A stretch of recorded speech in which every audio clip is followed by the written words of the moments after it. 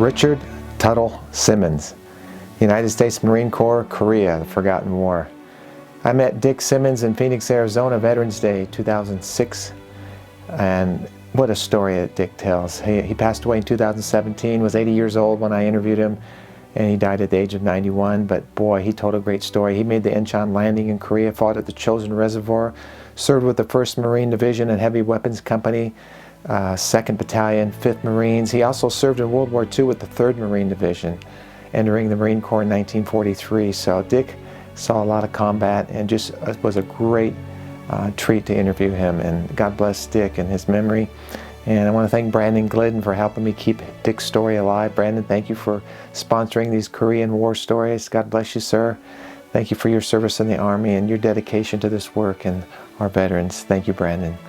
So Dick Simmons, he's here live, living color, right here on the Voices of History YouTube channel. I've got Voices of History radio going. Dick's story will be on there also. All these stories are going to eventually be on the radio station. Folks, I invite you to download the apps on the Apple Play Store, Apple App Store, and the Google Play Store. And Voices of History, just type that in there or click on the link in the video description. Take you right there. Share it with a young person, folks. I want to challenge you to share the radio station with a young person. Let's get them listening and learning why we're free today. And the radio station is a great format. In their hands, in their fingertips, they have living history. So I ask you to help me to do that. I want to thank you, those of you who have sponsored my work here on this channel, and I want to encourage others of you who would like to consider sponsoring a story. There's information in the video description on my website, larrycapetto.com. Click on sponsor a vet, and you'll see a lot of faces of veterans I've interviewed over the years, and just include their name in the sponsorship. If you'd like to donate to my work, there's information on the comment section of this video. I encourage you to support both platforms, the radio station and this channel here, folks. It's just a great project. Freedom isn't free, freedom is earned. And folks, the stories of why we're free are here 24 hours a day on the radio station, and even on YouTube. So no commercials here. So I thank you for your support and encourage you to become a part of this great work. Thank you for watching and listening to these broadcasts, and I hope to talk to you soon. And share these stories and subscribe to this channel. And I appreciate you watching. God bless you.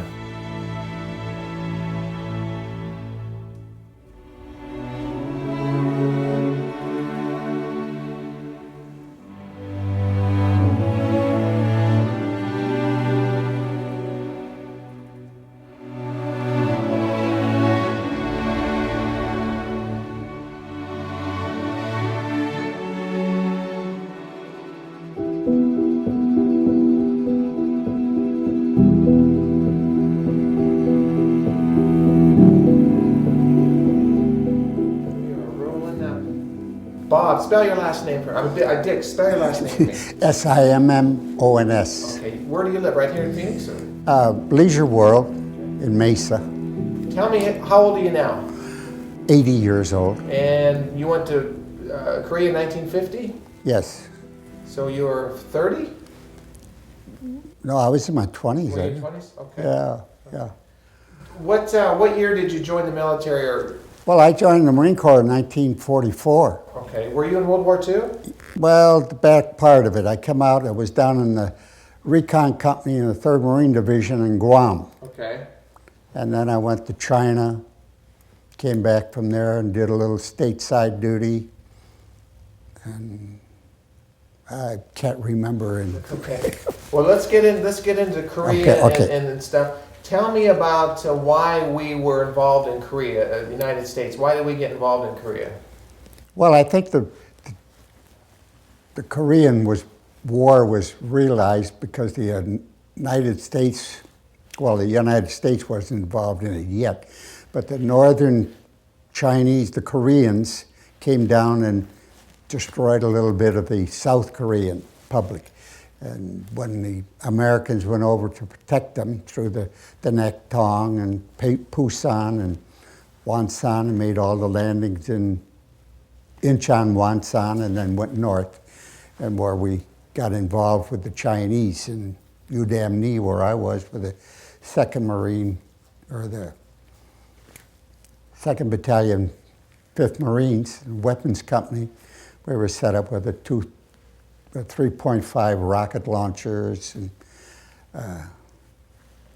for protection. But Now, were you with the 1st Marine Division? yes. Okay, and what regiment and all that? Tell me. Well, I was, I'm trying to think of it now. 1st Marine Division, it's a Weapons Company, 2nd Battalion, 5th Marines. Okay, and what was your MS? I can't remember. Artillery or rifleman? Oh, no, rifleman, Okay. rifleman. What do you remember about the Korean War, Chosin Reservoir? Did you go in at Incheon landing? Is that what Yes, I made the Incheon landing. I climbed the sea wall with a 72-pound flamethrower on my back. I was a flamethrowerman, but infantrymen or riflemen, flamethrowers, rockets, Browning automatic weapons fire, and whatever the Marine Corps assigns you to. And Tell me about Korea, getting into Korea and working your way up towards the Chosin Reservoir, and what time of year it was. Just tell me about your trek up north. Well, I'm going to have to pause and remember, because I can't relate all this stuff. I landed in Busan, and then we boarded ship and came around with a landing craft into Incheon.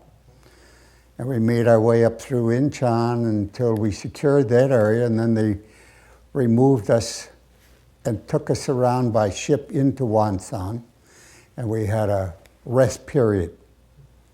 Then we went north, up through the cities, and after the Thanksgiving dinner, I can't even tell you where that was today, but the next 2 days we jumped off and fought our way and walked our way up through the north into Udamni area, and that's where we got hit by all the Chinese. I don't remember too much of that because I'm losing it. Let me ask you now about combat. I mean, you've been in combat before, or is this your first time in combat? Well, basically first time. What kind of weapon are you carrying? Well, I was carrying a sidearm 45 then, but we had the carbine, cut off stocks so we could handle them easier. What's your rank? At the private and corporal. So are you in a platoon or a squad? Yeah, I was in a platoon, and we sent us out in squads to Fox Company to attach with Fox Company to support them, and we were road blockers, what they put up, because I had at that time a 3.5 rocket launcher and a 45 sidearm. Well, tell me about engaging the Chinese. I've heard a lot of stories. What do you remember about the Chinese? Well, the first time that was really big for almost everybody is that we had a 100% alert, and everybody stayed up all the time out of their sleeping bags in the snow and wherever it could be comfortable. And we stood on holding each other, trying to stay awake until the Chinese bugles started blowing and the rockets were shot in the air, and that was to come on, and then these guys just come out of the snow. There were a lot of them, millions. But they charged us up over to the top of the hill, and we were firing and shooting at them. And my buddy, the bunkie that kept me warm in the snow pits, wherever we slept, took a round right through his larynx, and the corpsman and I were trying to keep him alive and pucker him up and get him banded, and the corpsman took care of him, and we went back to the fighting until the Chinese started to subside a little bit. Pappy Dupre and Fox Company was with another buddy of mine, I can't think of his name now, out of Long Island. They were throwing 2.6 rocket. They would dump them on the ground and throw them at the Chinese to hope that they would explode. And our Pappy Dupre got Dubray, I think his name is, got a Silver Star for his operation, and my buddy got a Bronze Star for what he was doing there. And, that's about the important things that I remember. Well, there's a lot more that happened, obviously, but tell me about the cold. I mean, I hear stories, I see pictures. Tell me what you experienced with the cold and how that affected you.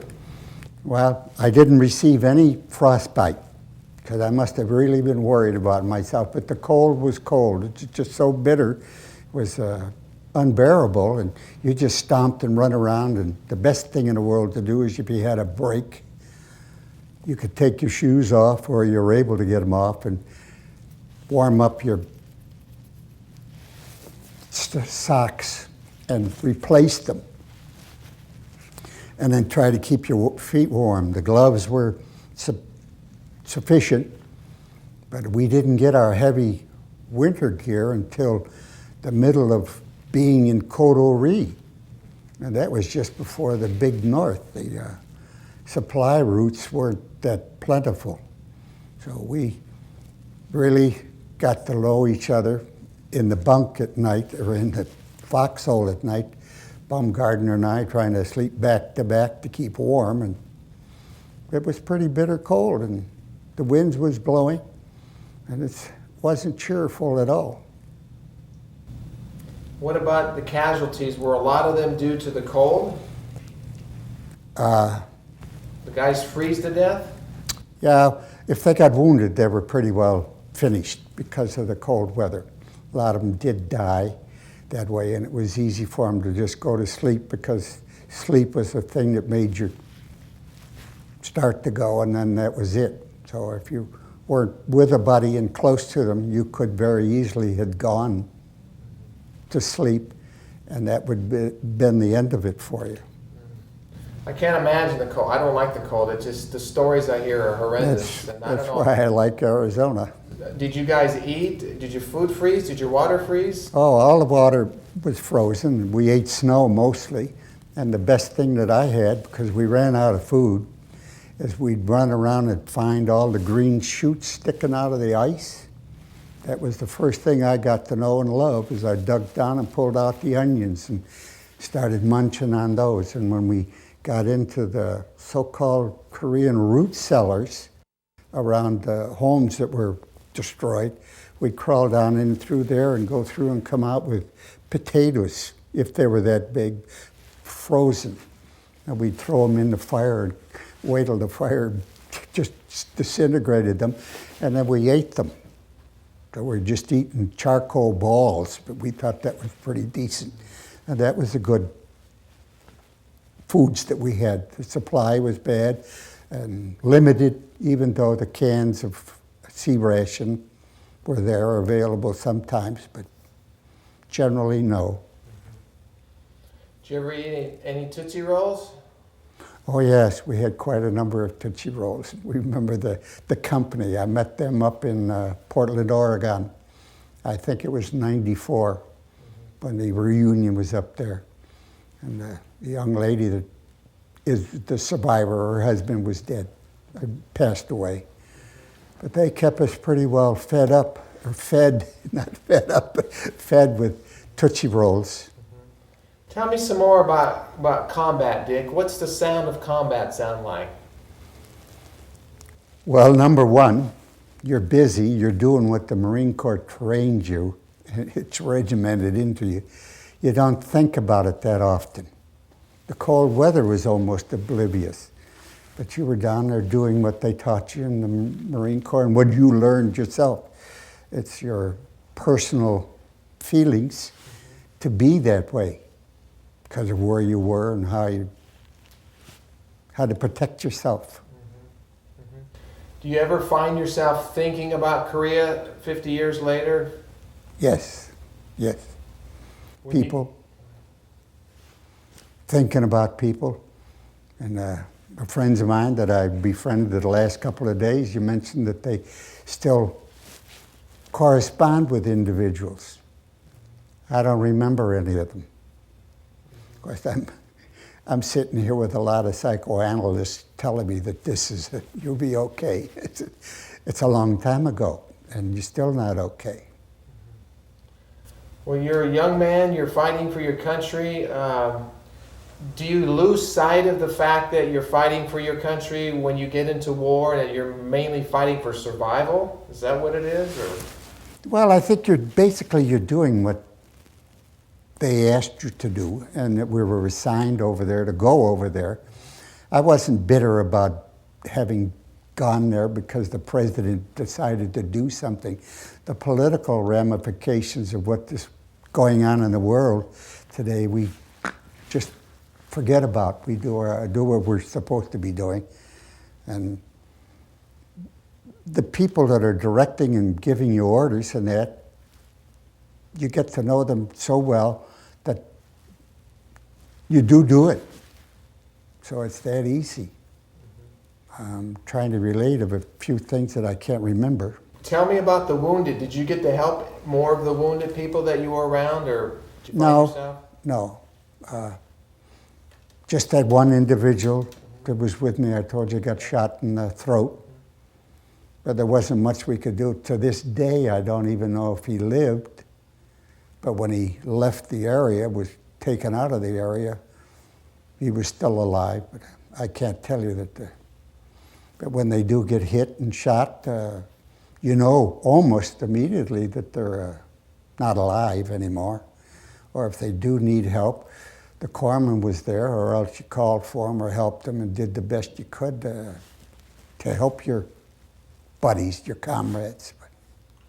Well, what were the Chinese like? Were there human wave attacks, or was it sniper fire? What did they do? When they hit us, it was human wave attack. And the young man that I killed up there and turned over had his 45 and ammunition belt on his chest, but between him and the body, he had a history book of the United States. I don't know why, or he was reading it, but it was in English. But he had high hopes, maybe coming in our country and finding somebody to read that to him. But he was young, just a kid. All of them were. It's a shame, but war is war. So what else can you tell me about the Chosin Reservoir? I mean, did you guys go to the top of it and come back? Was there a road? How did you get in and out? Well, we came back. I was up in the Udam in the reservoir, right on the frozen water edge. And the first night we got up there in Lane, it was really strange because I got off watch about 1 o'clock, 2 o'clock in the morning, crawled in my sleeping bag and put my 45 on my chest, loaded and cocked. Really smart. But my buddy nudged me and says, get up, they're coming, they're coming. I got up out of my sleeping bag, put my covers on or whatever the hell I had, gloves, and he says, down there, look at down the reservoir. And there was just 2 searchlights coming at us, all kinds of racket and noise. And we didn't know it, but the company platoon just to the left of us halted the vehicle, and it was a Jeep with 2 Army from the 2nd Division that were alive out of the whole bunch because they lost quite a few people. And they were scared to death, crying, and they were glad they came in. They were making so much noise so that the Marines wouldn't shoot them. And I thought I was going to approach a tank coming down there, but kind of frightening, and you just did what you learned and what you knew, nothing else. Was it, did you ever get to a point where it was hopeless, or was there always hope that you're going to get through it, or? I don't think we think about that too much. And we hope that we're home for Christmas because everybody kept telling us, you'll be home for Christmas. That's a very good song, but it never did materialize for us. So the day that we left up there, we were being pushed out of there, unfortunately, overrun by Chinese. And after the war was over and I was home, I met pilots and that said that they passed up groups of 100 to shoot larger groups down on the reservoir. There that many of them out there. So when we retreated out of the force up there, we come out as supposedly from the 5th Marine area, we were the rear guard with Fox Company. And then when we got down to the 11th Marines, which was on the way back out, there were, unfortunately, they got overrun at night. And they were, I don't know how lax they were, but a lot of them were still in their sleeping bags, dead. they were bayoneted, and etc. So it was a pretty bad affair, and we'd get sniper fire on the walk down the reservoir on the roadway that we came down up on, that we're going back down on. And Fox Company would lose a guy once in a while. We'd send up 2 or 3 more people to support the squad, but we were running out of people. Where did you sleep at night? Did you sleep much? Just out in the bunk out in the snow. You didn't have anything else to sleep in. Sleeping bag? Oh, of course, yeah. That was one of our #1 items. Our coats that we had, the fall weather gear, the gloves, the boots, and our sleeping bag. Because you crawled in your sleeping bag with all your clothes on. And then if you had a diarrhea mishap or anything, you spent freezing your rear end off trying to get rid of those clothes, because no wash time. So we just, I started out with long johns, my shorts, long johns, my windbreaker trousers, and I think maybe 4 or 3 pair of pants. But I went through those because we had diarrhea up there that you just couldn't control. And that just happened, so it gets kind of breezy changing, getting rid of the clothes. Your feet never got frostbitten? No, I can't believe that. Neither my hands. I have difficulty with the hands, but I didn't get any frostbite. I changed my socks. I carried socks. I had them wrapped around me.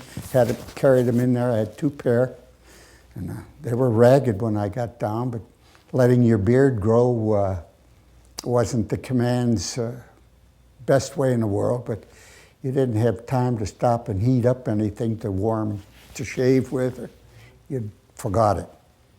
How could you function without much food? You weren't eating much, so how could you keep your strength?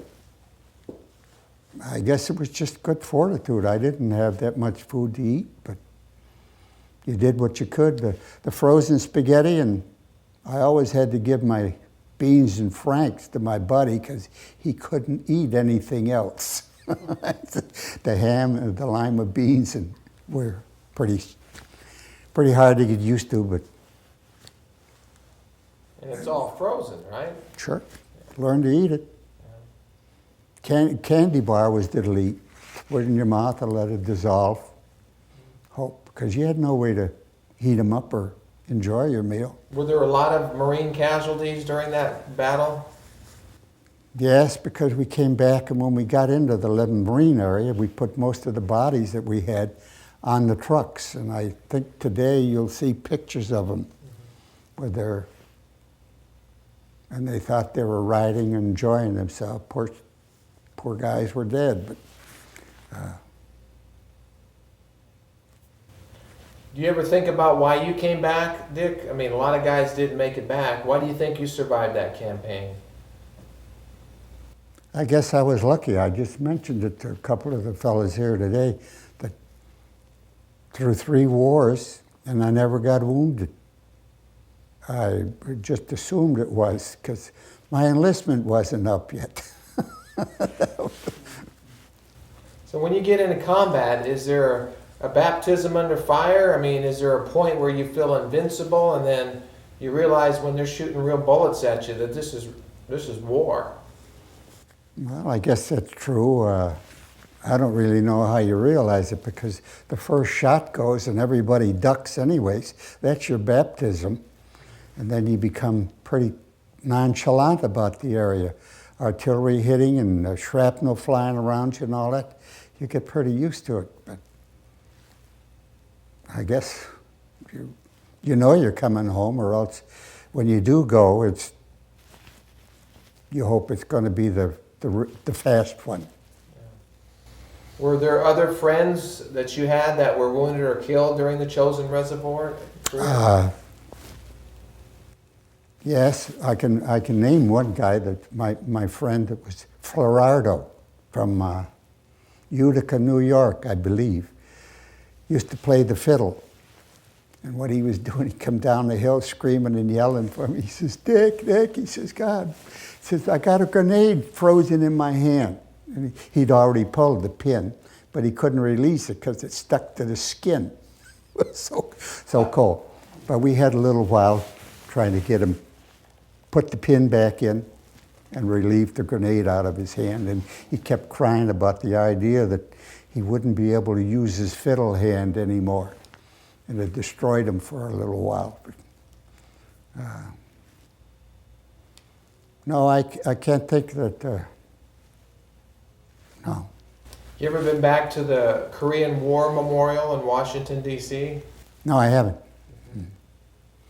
I've had the opportunity to go to a return trip to Korea, and I wasn't that enthusiastic, so I didn't go.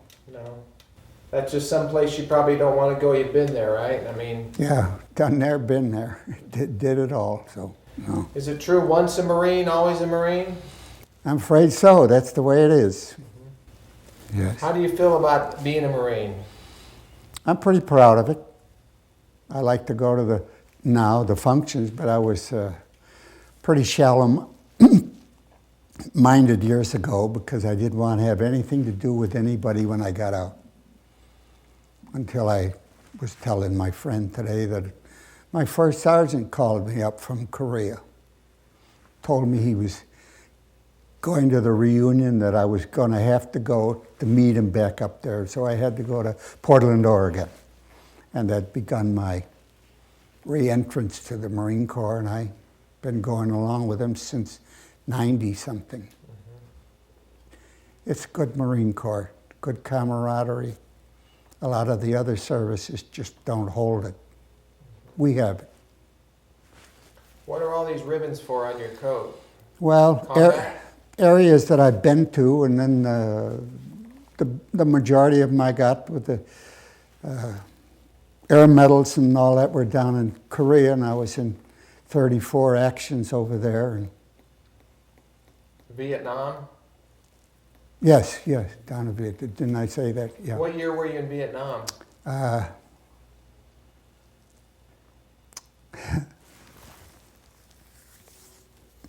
I can't remember. That's okay. Yeah, I'd have to think about like it. That's all right. Because I came home in '69. Okay. So I was 68 through '69, the TET, but I was down there in 64, 65. Okay. Yeah. Okay. Because we were supporting the Army. Then I went from the infantry into helicopters. So I flew down in Vietnam with the support for the Army. What type of helicopters? I was flying the HRS then. Then we went to the HUS. Yeah, the HUS, and then my last trip I flew the Vertol. That was the twin rotor head, front and rear. So you were a pilot then, or? No, crew member, maintenance chief. Yeah, Okay. but I flew all the time. Did you get on a Huey helicopter at all, or was that before the Hueys? No, the Hueys were there, but they weren't in the our MAG, different organization. No, I never rode a Huey.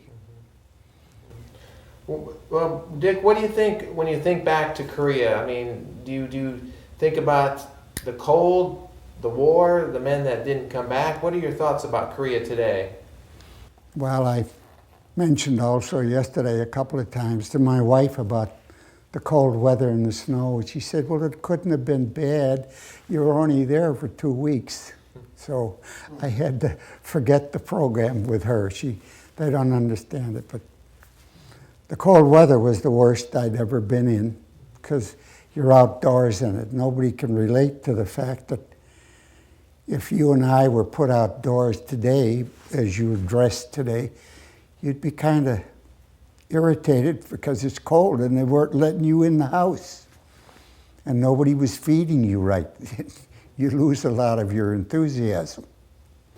So what gets you through a situation like that in life? Is it your training, your faith in God, or what? What gets you through the hard times? I think you're naming it all. That's what it takes. The individual, he's got to have a little fortitude and guts himself, and his training and his religious background. If he didn't have any, he's using it anyways. He always thinks of him. He helps. How can you guys survive being outnumbered like that at the Chosin Reservoir? There were so many Chinese and just a small portion of you guys. How did you survive all that? Do you think you would have been overrun? Well, we probably were a lot of places, and a lot of the Marines can relate or tell you about that. But the idea is your training will handle you up there, and I didn't think that there were that many there to bother you and run you out, but that's all I can think of. Well, I'm just intrigued by your story and what you experienced as a young man, and how you mentally process that and get that. Did that bother you when you came home at all? What you had seen and gone through in Korea? Well, I think it still does today. Bother me, but if I don't think about it, I get up and I think that's probably why a lot of the military that get out and come home are alone. They prefer to be alone than get involved, because people are going to ask you something you don't want to talk about. And that's invariably what happens in the party when they find out if you're in the military or been in the military. They want to know what happens. You've asked. What's it like to be under fire? What's it like to fire? It's hard to kill somebody unless you're being really threatened, and most of the time. How did the military change you as a person?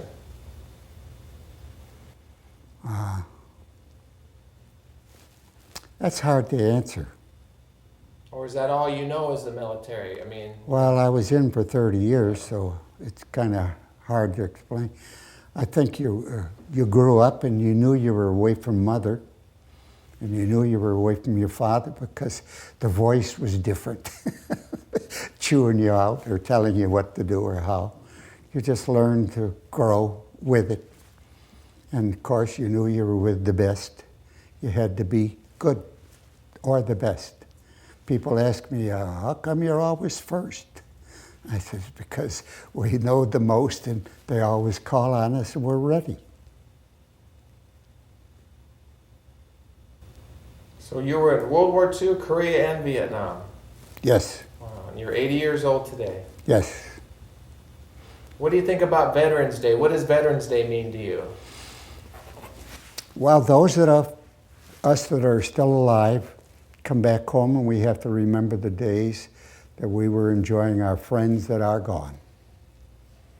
And it comes once a year. We take time out for them. That's worth it. You saw a lot of men wounded, killed. What about the price for freedom? What do you have to say about freedom and the price for freedom? Well, I'm glad I'm able to do what I did. I don't want to go back to it again, but I'm still a Marine, and the military that are being sent over or forced into going there, they say, it's all voluntary. And they got to protect the country because they have wives and children back here. And if you haven't been out of this United States, this is a beautiful place to be. What does the American flag mean and represent to you? Oh, yeah. Our Stars and Stripes is the best thing in the world. And it's always a home and representative, a place to represent your country. The Stars and the Stripes. Now you were, what was your rank during Korea again? In Korea, I was probably a corporal. Okay. And you retired after 30 years at what rank? As an E7 gunny sergeant.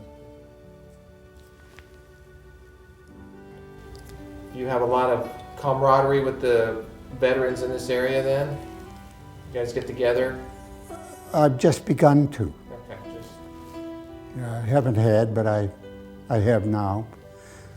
And it's well worth it, but I have to grin and bear and sit back and listen because a lot of them really want to talk to each other. I think that's what they miss because they know that the best.